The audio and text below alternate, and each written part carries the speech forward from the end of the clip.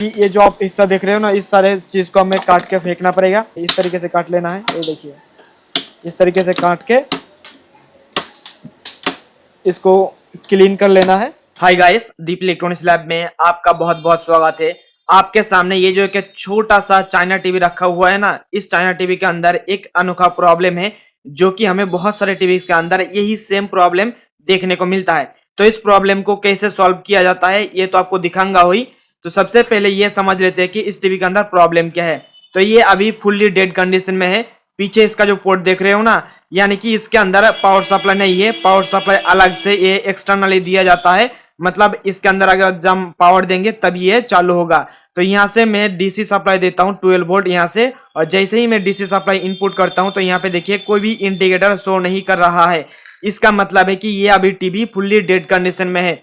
तो मैंने पिछले काफी सारे वीडियोस के अंदर मैंने आप लोगों को बताया था कि किसी भी टीवी के अंदर जब भी डेड कंडीशन का प्रॉब्लम आएंगे तो मैक्सिमम से मैक्सिमम यानी कि 99% चांसेस रहता है कि उसका जो पावर सप्लाई है ना वही खराब हुआ है। लेकिन इस टीवी के अंदर तो पावर सप्लाई ही नहीं है, तो ये क्या खराब हो सकता है।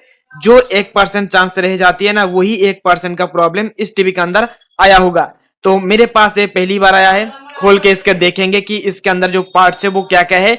और जो कस्टमर ने बताया ना, इस टीवी को किसी एक दूसरे टेक्नीशियन के पास भी लेकर गया था, उन्होंने नहीं रिपेयर कर पाया है, उसके बाद हमारे पास आया है। तो मेरे ख्याल से इसके अंदर जो बोर्ड लगा हुआ रहेंगे उसके साथ तो कुछ छेड़छाड़ किए हुए होंगे, तो वो भी हम चेक करेंगे। तो सबसे पहले इसका बैक साइड को मैं खोल लेता हूं, और खोलने के बाद इसके अंदर जो मेन मदरबोर्ड है ना वो हम देखेंगे। तो यहाँ पे देखिए दो अलग अलग तरीके से इसका स्क्रू लगा हुआ है।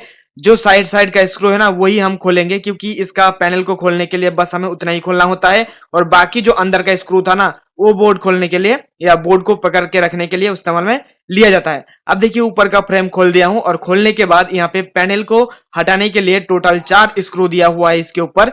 तो पैनल को हटाने के लिए हमें इस 4 स्क्रू को भी खोलना पड़ेगा। 4 स्क्रू को खोलने के बाद अब बारी आती है इस पैनल को बाहर निकाल कर रख देना, फेंकना नहीं, बाहर निकल के रखना है। अब उसके बाद हम इसके अंदर देखेंगे कि कौन सा किस टाइप का और कितने नंबर का बोर्ड लगा हुआ है। देखिए थोड़ा सा एल टाइप का मदरबोर्ड हमें देखने को मिल रहा है, और इसके अंदर बैकलाइट ड्राइवर सेक्शन अलग से लगा हुआ है। लेकिन इस टीवी के अंदर आपको कोई भी पावर सप्लाई सेक्शन नहीं देखने को मिलेगा। क्यों नहीं देखने को मिलेगा? क्योंकि इसका पावर सप्लाई सेक्शन बाहर ही रखा हुआ है। इस टीवी को अडेप्टर के जरिए चलाया जाता है। यहाँ पे देखिए बोर्ड के ऊपर साफ साफ देखने को मिल रहा है किसी ने इसके अंदर काम किया था, सोल्डरिंग हमें देखने को मिल रहा है साफ साफ। अब इस टीवी को रिपेयर करने के लिए हमें इस बोर्ड को बाहर निकाल के लेकर आना पड़ेगा। उसके साथ ही साथ हमें इस बोर्ड के अंदर ये ढूंढना पड़ेगा कि प्रॉब्लम कहां पर है, और वो प्रॉब्लम कितने क्रिटिकल है वो भी हमें आइडेंटिफाई करना पड़ेगा स्टडी करके। जो कि हमारे पहले जो ट्राई कर चुका है उनके पास ऐसा क्या कमी था जो कि इस टीवी को रिपेयर नहीं कर पाया है। हम तो कोशिश करेंगे 100% इस बोर्ड को रिपेयर करने की। अगर ऐसा होता है कि इसका मेन प्रोसेसर यूनिट खराब निकल जाए तो इस टीवी का या इस टीवी बोर्ड को रिपेयर करने की कोई भी जरूरत नहीं है। इसके अंदर आप नया बोर्ड को लगाना ही सही होगा, क्योंकि जो मेन आईसी होता है बोर्ड का ना, उसका कीमत जो है ना नया बोर्ड के बराबर होते हैं। इसलिए हम सबसे पहले इसको चालू करके देखेंगे कि चालू ये क्यों नहीं हो रहा है। अगर मेन आईसी खराब भी होंगे ना तब भी हमारा ये टीवी स्टैंड बाई पोजीशन में होना चाहिए, लेकिन ये स्टैंड बाई मोड में भी नहीं आ रहा है। तो इसका बोर्ड को खोलने के बाद ही ये पता चलेगा कि ये बोर्ड या ये टीवी स्टैंड बाई पोजीशन में क्यों नहीं आ रहा है। अगर पावर सप्लाई सही रहेगा तो ये स्टैंड बाई मोड में आना चाहिए। यहाँ पे देखिए बोर्ड को निकालने के बाद जब मैंने इसके अंदर कुछ चीजें ऊपर से देखने को मिला, तो मुझे देखिए इस जगह पर कितना सारे डस्ट है, और डस्ट के साथ साथ आपको कुछ जो कंपोनेंट्स है यहाँ पे मिसिंग भी देखने को मिल रहा है। और यहाँ पे एक छोटा सा कॉइल लगा हुआ है, बूस्ट कॉइल जिसको बोला जाता है।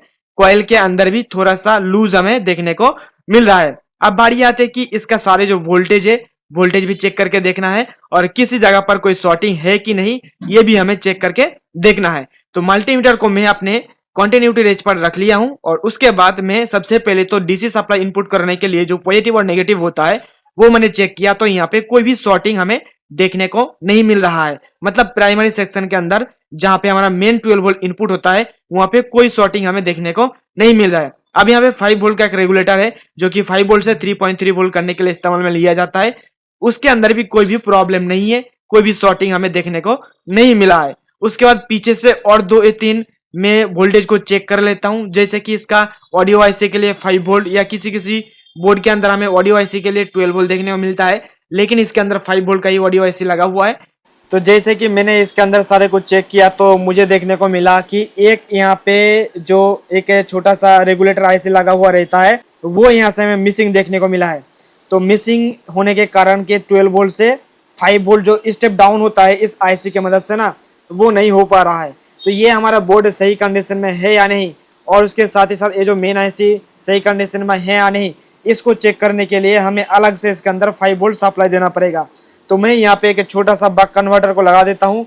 यहाँ पे देखिए ये बक कन्वर्टर इनपुट में हम 12 वोल्ट देंगे और आउटपुट से हम 5 वोल्ट इस कैपेसिटर के पॉजिटिव में साथ जोड़ देंगे। उसके बाद ही हमें पता चल जाएगा कि ये वाला बोर्ड हमारा सही है या नहीं, या इसका मेन आईसी सही है या नहीं, वो हमें पता चल जाएगा। और जहाँ पे वोल्टेज मिसिंग देखने को मिल रहा था वहाँ पे मिसिंग वोल्टेज जो है ना अवेलेबल हो जाएगा। अब चलिए इसको मैं पीछे साइड से सोल्डर कर देता हूँ। तो यहाँ पे देखिएगा जो 12 वोल्ट का कैपेसिटर है, इस कैपेसिटर के अंदर मैं लगा देता हूँ। इसके अंदर देखिए इस साइड इसका नेगेटिव है और इस साइड इसका पॉजिटिव है, तो नेगेटिव वाला यहाँ पे लगाना पड़ेगा। मैं यहाँ पे नेगेटिव को लगा देता हूँ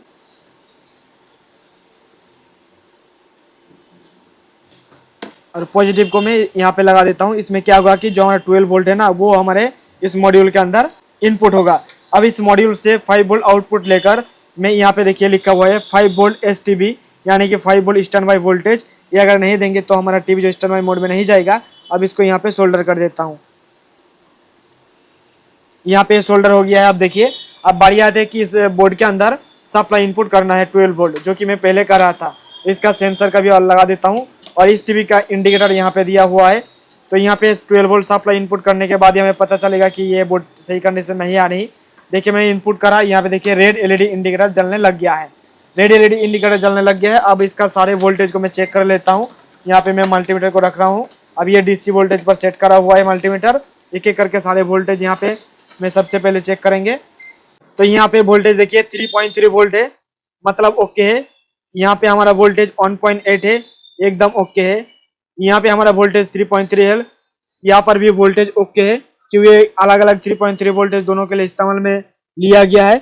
इसके ऊपर लिखा भी हुआ है 1117 3.3 यहाँ पे लिखा हुआ है, और इसके ऊपर भी आपको देखने को मिल जाएंगे 5 वोल्ट से 3.3 वोल्ट करने के लिए। अब ये जो आप आईसी देख रहे हो इसके 8 नंबर पिन पर हमें 3.3 वोल्ट मिलेगा, एकदम ओके है। लेकिन दोस्तों जब मैं इसका आईसी को टच करके देखा तो जरूरत से बहुत ही ज्यादा हीट हो रहा है। मतलब अभी ये आईसी नॉर्मल कंडीशन में नहीं है, ये बहुत ही ज्यादा हीट हो रहा है। देखिए हाथ का कंडीशन कैसा हो गया। मेरे ख्याल से ये आईसी बिल्कुल खराब हो गया है, अंदर से शॉर्ट हो गया है, जिसके कारण ये बहुत ही ज्यादा ओवर हीटिंग हो रहा है। तो एक बार मैं इसको स्टैंडबाई से रिलीज करके देख लेता हूँ। हालांकि ये स्टैंडबाई से रिलीज नहीं होगा क्योंकि इसका मेन आईसी खराब हो गया है, और जब मेन आईसी खराब हो जाते हैं तो आपको इस तरीके से स्टैंडबाई पोजीशन में आपका टीवी देखने को मिलेगा। तो फिर भी एक बार मैं इसको कोशिश करूंगा इसको स्टैंडबाई से रिलीज करने के लिए। तो इसको स्टैंडबाई से रिलीज करने के लिए यहाँ पे जो दो आपको देखने को मिलेगा, इन दोनों को शॉर्ट करेंगे। 6 और ग्राउंड को मैंने शॉर्ट किया। देखिए कोई भी यहाँ से स्टैंडबाई से रिलीज नहीं हो रहा है, मतलब इस बोर्ड का जो मेन आईसी 100% खराब हो गया है। चलिए इसको खोल लेता हूँ। अब अगर हमें इस टीवी को ठीक करना है तो इसके अंदर हमको एक यूनिवर्सल टाइप का बोर्ड इंस्टॉल करना है। तो मैं इसके अंदर इंस्टॉल करूंगा, ये देखिए ये वाला बोर्ड जिसका नंबर है T.R67.03 वर्जन 7। ये वाली बोर्ड को इंस्टॉल करेंगे, बहुत ही बड़ा ये तरीके से काम करेगा, कोई भी प्रॉब्लम नहीं आएंगे। तो एक बार ऊपर से चेक करके देख लेता हूँ कि ये हमारा बोर्ड इसको लगाने के बाद चलता है कि नहीं। यहाँ पे मैं इसका सेंसर लगा दिया हूँ, सेंसर और इंडिकेटर। इसका जो बैकलाइट को चलाने के लिए कनेक्टर मैंने यहाँ पे लगा दिया हूँ। तो मैंने यहाँ पे LVDS कनेक्टर को लगा दिया हूँ। अब एक चीज़ हमें देखना पड़ेगा कि इस पैनल के लिए जो सप्लाई है ना, वो सप्लाई यहाँ पे 5 वोल्ट पर सेट करा हुआ है। ये चीज़ आप गलती से भी गलती नहीं करिएगा, नहीं तो आपका पैनल तुरंत ही खराब हो जाएगा। तो मैं क्या करूँगा कि इस वाली बोर्ड के अंदर भी ये जंपर है, इस जंपर को मैं उठा के 5 वोल्ट पर यहाँ पे मैं सेट कर दूंगा। यहाँ पे जंपर लगा दिया 5 वोल्ट, बिल्कुल ओके हो गया है। अब इसके अंदर मैं सप्लाई इनपुट करता हूँ। यहाँ से सप्लाई इनपुट करा। सप्लाई इनपुट करने के बाद देखिए अब ये रेड ग्रो कर रहा है, मतलब ये स्टैंड बाई पोजीशन में है। अब मैं इसको स्टैंड बाई से रिलीज करता हूँ।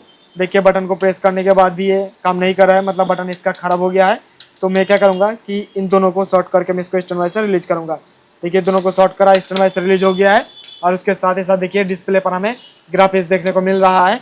मतलब इस बोर्ड का मेन आईसी खराब हो जाने की वजह से हमारे जो टीवी है ना स्टैंड बाई से रिलीज नहीं हो रहा था।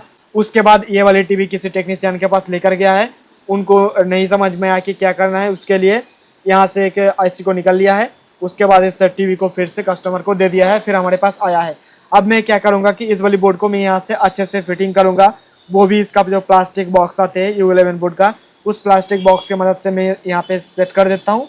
उसके बाद इसके अंदर पूरा असेंबल करके मैं आपको दिखाता हूँ कि टीवी के अंदर का जो पिक्चर है वो आपका कितना मस्त और कितना अच्छे तरीके से देखने को मिलेगा। ये देखिए दोस्तों, ये है प्लास्टिक बॉक्स जो कि U11 बोर्ड के लिए खास करके मार्केट से मिलती है। तो मैं इसको कैसे बोर्ड को फिटिंग किया जाता है इसके अंदर मैं आपको दिखा देता हूँ। सबसे पहले सारे कनेक्शन को मैं खोल लेता हूँ और सारे कनेक्शन को खोलने के बाद कब इस बोर्ड को फ्रेम के साथ कनेक्शन करना है, देखिए यहाँ से इस तरीके से लग जाएगा और जितने भी पोर्ट्स है ना वो आपको बाहर इस तरीके से देखने को मिल जाएंगे। यहाँ पे 3 आपको स्क्रू लगाना पड़ेगा, यहाँ पे एक, यहाँ पे एक, यहाँ पे एक, 2 लगाओगे तो भी चल जाएगा। अब इसको लगाने के बाद मैं इस बोर्ड को फिटिंग कैसे करेंगे आप देख लीजिएगा कि इस बोर्ड को मैं इस जगह पर फिटिंग करने वाला हूँ। उसके साथ ही साथ क्या है ना कि ये जो आप हिस्सा देख रहे हो ना, इस सारे चीज़ को हमें काट के फेंकना पड़ेगा। मैं आपको काट के फेंक के दिखाई देता हूँ। ये देखिए इस तरीके से काट लेना है, ये देखिए इस तरीके से काट के इसको क्लीन कर लेना है। और क्लीन करने के बाद यहाँ पे ये वाला बोर्ड जब तक नहीं आ जाएंगे तब तक आपको यहाँ पे और एक चीज़, यहाँ पे देखिए ये आ गया है मेरे ख्याल से, और इसको भी काट के फेंकना पड़ेगा। ये देखिए ये हो गया है। अब हमारा ये वाली बोर्ड बहुत ही आराम से इस जगह पर फिट हो जाएगा। देखिए, और मैं इस जगह को इस तरीके से फिटिंग करने के बाद यहाँ से ग्लू चिपका के मैं इसको फाइनल असेंबल करके, असेंबल मतलब पैनल को लगाने से पहले मैं इसको यहाँ पे लगा देता हूँ। और ये जो सारे केबल्स और कनेक्टर है ना, ये जो होल है ना इसके अंदर से अंदर जाएंगे, इसका स्पीकर्स का भी कनेक्शन इसके अंदर जाएंगे। सारे चीज़ को करके आपको दिखा देता हूँ। तो जैसे कि दोस्तों देख सकते हो हमने फाइनली U11 नया बोर्ड को यहाँ पे इंस्टॉल कर दिया हूँ और इतना ज़्यादा हार्ड हो चुका है। देखिए ये थोड़ा सा भी नहीं हिलेगा।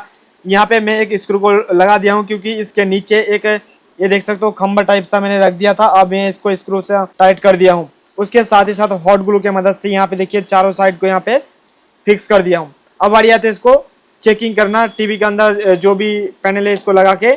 उससे पहले आप देखिए मैंने स्पीकर का कनेक्शन के लिए ये 4 तार मैंने इसके साथ जोड़ दिया हूँ।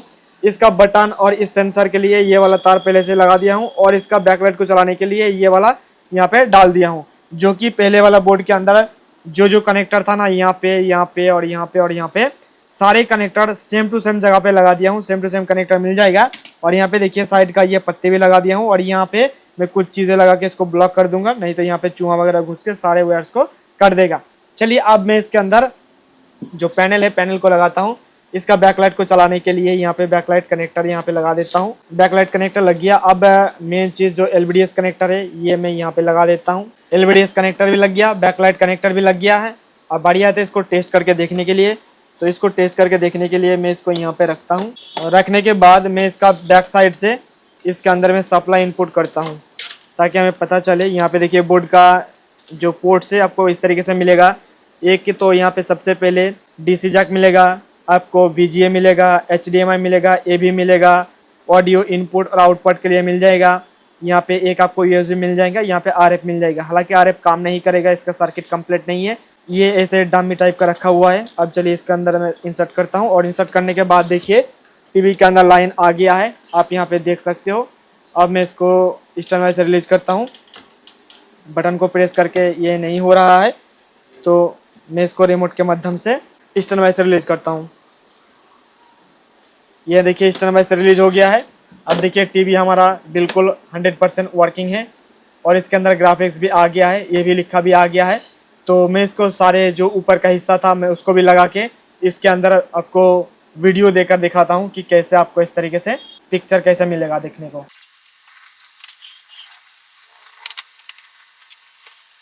तो देख सकते हो दोस्तों फाइनल रिजल्ट आपके सामने है और ग्राफिक्स भी आप देख रहे हो कितना ज़बरदस्त इसका ग्राफिक्स है। बहुत ही बढ़िया तरीके से काम भी कर रहा है। अभी हमने इसके अंदर जो हमारा एंड्रॉयड टीवी बॉक्स है या टीवी स्टिक है वो हमने लगा के रखा हूँ और ग्राफिक्स तो आपको देखने को मिल ही रहा है। तो मुझे उम्मीद है कि दोस्तों आपको ये जो नया बोर्ड लगाने का जो वीडियो है या जो प्रोसेस होता है U11 टाइप का मदरबोर्ड को लगाने के लिए, ये आपको बहुत ही अच्छे से समझ में आ गया होगा। अगर आपके मन में किसी भी चीज़ को लेकर कोई भी सवाल या सुझाव है तो नीचे कमेंट करके जरूर बताइएगा। आपके कमेंट का रिप्लाई बहुत ही जल्द किया जाएगा। और अगर आप कोई भी LCD LED टीवी का बोर्ड्स या पार्ट्स लेना चाहते हो तो आप दीप इलेक्ट्रॉनिक्स लैब ऑनलाइन स्टोर से ले सकते हो, बहुत ही सस्ते में आपको मिल जाएगा। जैसे कि मैंने इस टीवी के अंदर जो बोर्ड इंस्टॉल करा हूँ वो वाला बोर्ड भी अगर आप लेना चाहते हो तो वो भी आपको हमारे ऑनलाइन स्टोर पर बहुत ही सस्ते में आपको मिल जाएंगे। हमारे वेबसाइट से ऑर्डर करने से पहले और भी 10-12 वेबसाइट से विजिट करके देख लीजिएगा, जहाँ पे आपको सस्ता मिले वहाँ से आप खरीद सकते हो। नीचे डिस्क्रिप्शन में हमारा ऑनलाइन स्टोर का लिंक दे दिया हूँ, या अगर आप गूगल पे जाकर सर्च करोगे दीप इलेक्ट्रॉनिक्स लैब ऑनलाइन स्टोर, वहाँ से भी आपको हमारे जो ऑनलाइन स्टोर है उसका एड्रेस या लिंक आपको मिल जाएगा। तो आज के इस वीडियो में इतना ही दोस्तों, हम फिर मिलते हैं नेक्स्ट वीडियो में, तब तक के लिए wish you all the best.